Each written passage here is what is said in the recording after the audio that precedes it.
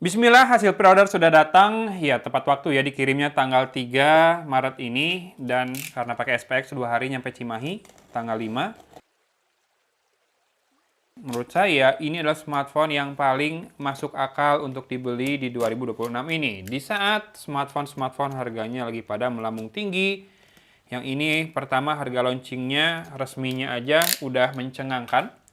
Ya, buat dapat Snapdragon 8 Gen 5, kemudian baterai 7600 mAh, flash charge-nya 100 watt, layar AMOLED 144 Hz di mulai harga 7,2 jutaan ya. Dan di pre-order pertama itu masih Masih dapat diskon 500.000 dari iQOO-nya. Belum lagi diskon dari marketplace masih bisa dipakai ya. Jadi diskonnya ini kemarin sejuta lebih. Saya bayar di 6.255 seingat saya. Dan masih dapat bonus pre-order berupa TWS earphone juga harusnya. Nanti kita buka ya, bener nggak dapat TWS earphone-nya.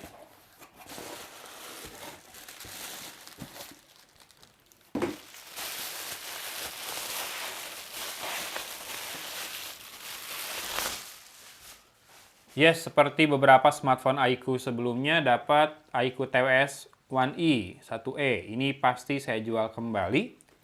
Dan ini adalah box iQOO 15R, iQOO 15R. Saya beli yang warna 8-bit. Apa sih namanya? Silver ya. Karena itu warna yang paling menarik. Ini dapat RAM 8, storage-nya 256 yang paling bawah. Paling tinggi ada yang 12512 apa 16512 deh, saya lupa ya. Tinggal cek aja produk-produk yang saya munculkan di video kali ini. Dan juga link di deskripsi kalau kamu mau lihat semua variannya. Ini udah by Origin OS, powered by Origin OS by default, jadi out of the box sudah dapat Origin OS di dalamnya. Oke, kita lihat dulu ya smartphone-nya. Saya penasaran banget sama smartphone-nya. Walaupun udah lihat di postingan teman-teman yang lain. Oke, kece kayak gini. Yes, warna silver 8-bit-nya, mantap. Ada stiker IMEI juga, kemudian di bawahnya ada softcase bening saja, seperti ini. Dan yang menarik adalah karena smartphone ini punya layar yang tergolong lebih compact ya dari rata-rata smartphone zaman now. Dia 6,59 inci aja, jadi dimensinya harusnya mirip atau sama dengan Oppo Reno 15 atau Oppo Find X9 ya. Ini tipenya i2508 modelnya.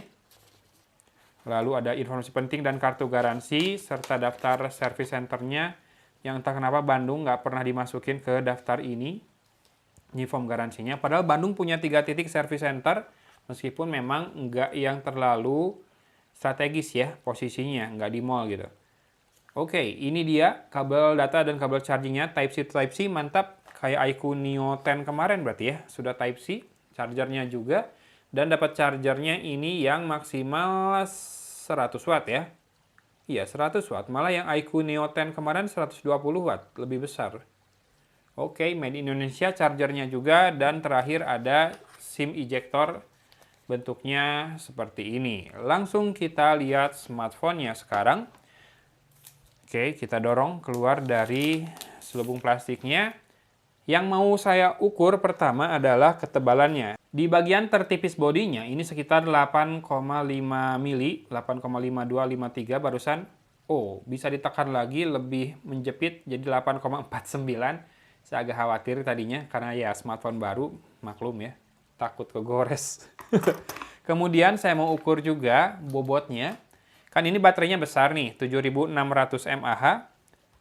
Jadi saya pengen tahu bobotnya berapa, karena kalau dipegang di tangan sih solid, bobotnya memberi kesan solid, tapi eksaknya berapa gram kita harus tahu.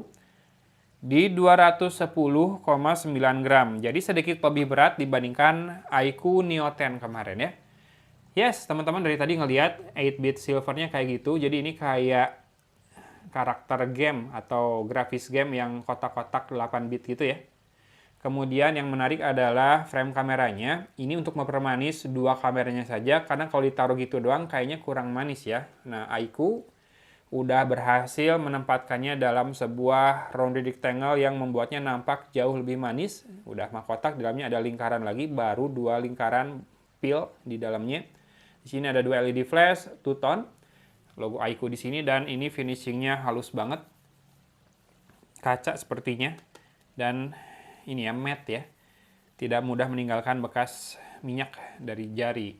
Kemudian kita lihat, bentar, ini mengganggu sedikit visual.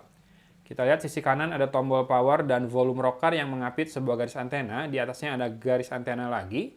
Di sisi atas ada dua garis antena yang mengapit mikrofon dan speaker grillnya. Sisi kiri ada dua garis antena saja. Dan di sisi bawah ada SIM tray, dua mikrofon, kemudian dua garis antena yang mengapit port Type-C dan speaker grill berupa 6 buah lubang. Kita buka dulu SIM tray-nya, walaupun bisa ditebak sih ini pasti sandwich dan pasti tanpa slot micro SD. Karena dia kan jual varian storage kan. Tuh bener, 2 SIM card nano SIM saja, tidak ada slot micro SD. Saya belum tahu juga ada eSIM-nya atau tidak. Ini kita nyalakan dulu aja dan yes, udah kerasa lebih compact di tangan. Ini mantap sih. Ada smartphone yang ngebut, tapi secara dimensi lumayan compact juga. Mantap jadinya ya buat dicoba. Nah, bisa dilihat bezel kiri kanan atas bawah. Saya ngerasanya kiri kanan yang paling tipis, atas bawah sama tapi lebih tebal dibandingkan yang pinggir ya. Tidak benar-benar simetris tapi udah tipis segini dan bentar saya setup dulu. A few moments later. Bismillah, sekarang kita masuk ke home screen-nya. Wallpaper-nya udah kayak Vivo punya ya, Vivo X series. Kemudian saya mau cek langsung about phone sama always on display-nya. Karena di iQOO Neo 10 kemarin always on display-nya bisa di schedule dan bisa all day juga ya. Setelah update Origin OS pun masih bertahan, bagus. Nah, mudah-mudahan ini juga. Nih, about phone Origin OS 6, iQOO 15R, 15R, ini pakai Snapdragon 8 Gen 5, 3,8 GHz, RAM-nya 8+8, storage-nya 256, ada chip supercomputing chip Q2 juga. Ini buat membantu gaming ya, kalau nggak salah buat interpolasi frame rate biar lebih tinggi lagi. Kemudian baterainya ini besar banget, 7600 mAh. Ya, ini apresiasi banget sih. Baterai 7600 mAh bisa ditanamkan ke dalam bodi setipis 8,5 mm dan dimensi penampang layarnya yang hanya 6,59 inci ya. Sudah Android 16 dengan security update masih 1 Desember 2025. Nanti kita connect WiFi buat cek update-nya. Ini Android 16, oke.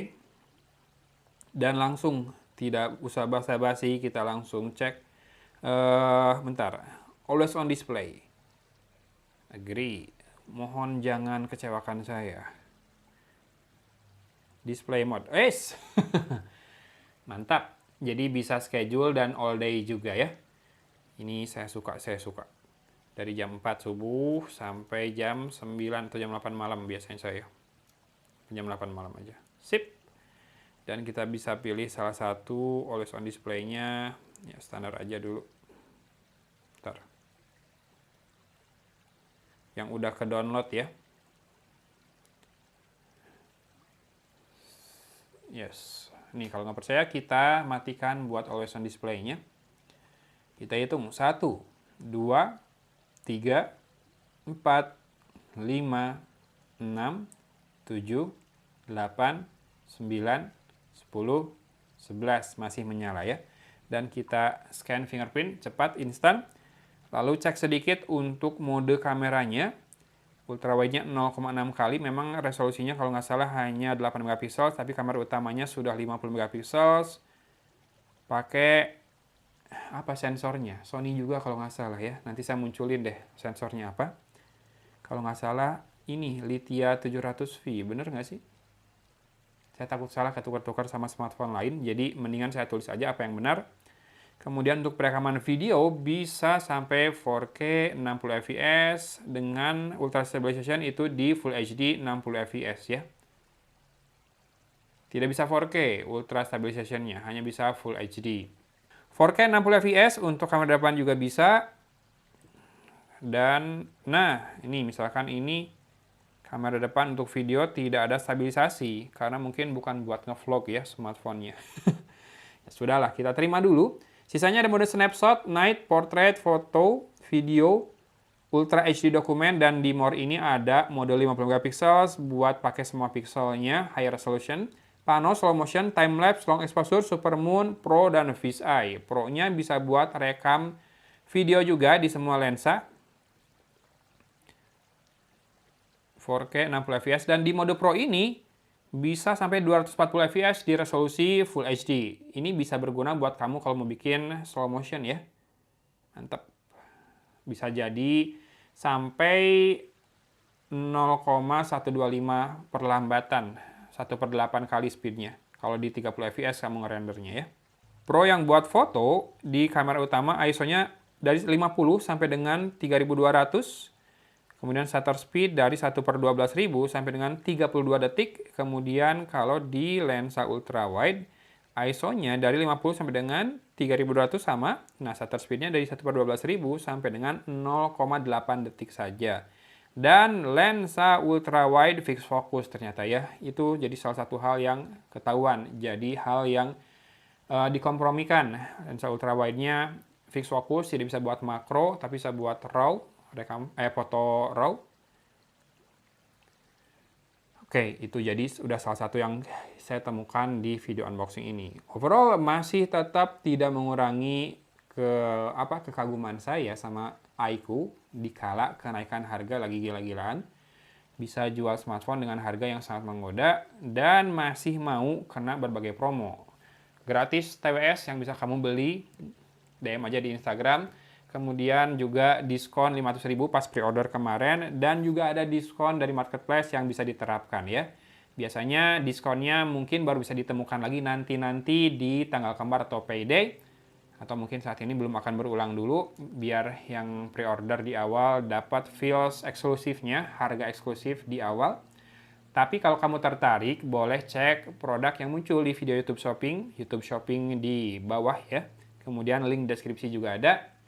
Gitu aja dulu unboxingnya, saya mau coba pakai dulu. Mungkin sampai lebaran nanti dipakai ya. Buat mudik kan enak, baterainya besar.